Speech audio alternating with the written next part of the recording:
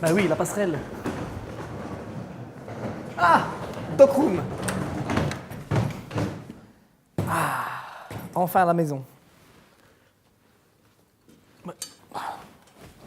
Ça caille. C'est froid.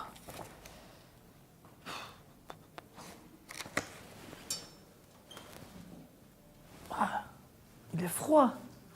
En plus, on ne voit rien ici. Ah, déjà mieux.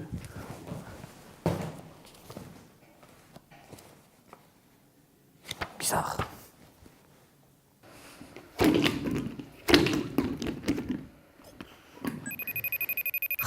C'est encore les loups.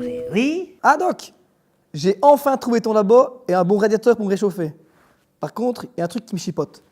J'ai beau tourner la vanne dans tous les sens, c'est toujours aussi froid. Bizarre, non?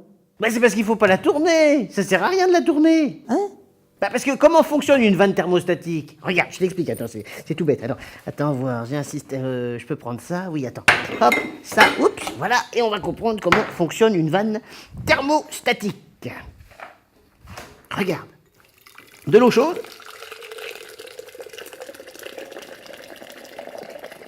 Pauvre écureuil, il va être noyé.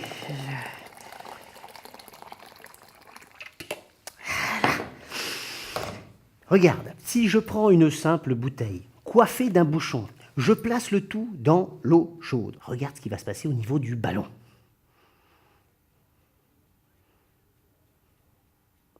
On constate ici que l'air qui est à l'intérieur de la bouteille se réchauffe. Comme il se réchauffe, il prend plus de place. Et au bout d'un moment, que se passe-t-il?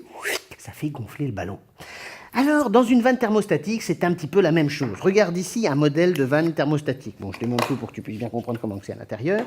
Il y a ici, bien sûr, notre vanne avec les choses qui circulent à l'intérieur, comme ceci. Et il y a à l'intérieur le petit ballon qui est finalement la poche qui va se dilater avec la chaleur.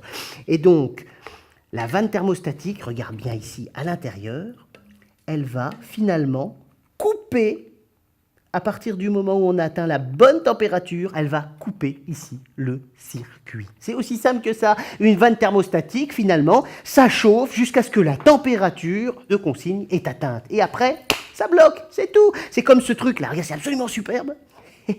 J'ai un petit truc hyper rigolo. J'ai ici un petit liquide. En général, tu le sais, les liquides, ils ont tendance à s'écouler depuis ici jusqu'ici. Tout jusque-là, c'est tout à fait normal. Mais regarde, si je place ma main ici, regarde ce qui va se passer. Le liquide va monter, monter, jusqu'à finalement jaillir de l'autre côté. Et ça, c'est complètement hallucinant. Tout simplement parce que le gaz qui est ici, quand je mets ma main, il prend plus de place parce qu'il s'échauffe. Et comme il s'est dilaté, il pousse maintenant, puisqu'il a plus de pression, puisqu'il a envie de pousser ici, et il n'a plus assez d'espace dans cette boule, il pousse, il pousse, il pousse, et il fait remonter le liquide jusqu'ici, qui va jaillir de l'autre côté. Et d'ailleurs, si tu veux en savoir plus, tiens, je t'envoie tout de suite et instantanément, hop, hop, hop, hop, une petite image de vanne thermostatique. Tu vas pouvoir regarder tout ça avec plaisir. Waouh, super Doc. T'es où toi? Ben, je suis dans mon labo. Ah bah écoute, moi aussi, je t'attends ici, tout de suite. Ah. Ah Doc! Room, professeur Doc Room. Oui, bonjour. Bonjour. Mais c'est vous le manteau? Non, c'est lui là, là-bas, là.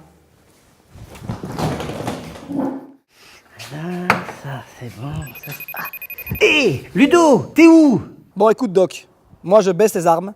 Je viens de me faire virer de chez Doc Room, là, professeur Doc Room. J'ai assez cherché ton labo. Et puis tu sais quoi, je rentre boire un café chez moi.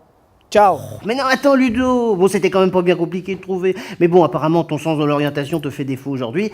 Ne t'inquiète pas, je viens à ta rencontre. C'est quand même pas compliqué, 343. Enfin, je veux dire, juste derrière l'LH. Enfin, je veux dire, je vois pas comment il a pu trouver. C'est pas possible, quoi. Je veux dire, un bâtiment en briques rouges. Un bâtiment en briques rouges. Eh ben, je suis pas rendu à ma rencontre. C'est cela, oui. Oh, alors où c'est qu'il est celui-là? Ah eh ben, le Tu voilà. fais là? Eh ben, tu m'as dit que je devais aller à ta rencontre, je viens à ta rencontre, alors on y va. Regarde, je t'ai dit 343. Oh, c'est quand même pas facile à... Enfin, je veux dire, je sais pas moi, regarde la passerelle, le bâtiment en briques rouges. Le bâtiment en briques rouges.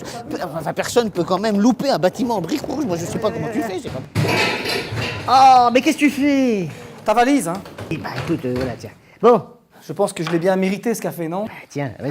C'est bouillant ça. Ah oui, c'est aussi une histoire de conductivité, parce que finalement, entre le carton et la porcelaine, il y a déjà une différence, ça c'est intéressant, mais aussi il y a l'épaisseur du matériau, parce que finalement, quand on a une épaisseur relativement fine, la conductivité n'est pas la même que si on a une large épaisseur. Enfin bon, c'est assez compliqué, ça serait la masse du matériau qu'il faudrait toujours considérer. Ou alors, ce qu'il faut aussi savoir, c'est que quand tu souffles sur quelque chose, ah oui, si tu souffles sur quelque chose qui est chaud, alors que se passe-t-il dans ce cas-là? Ça refroidit. Pourquoi? Parce que nous avons à l'intérieur...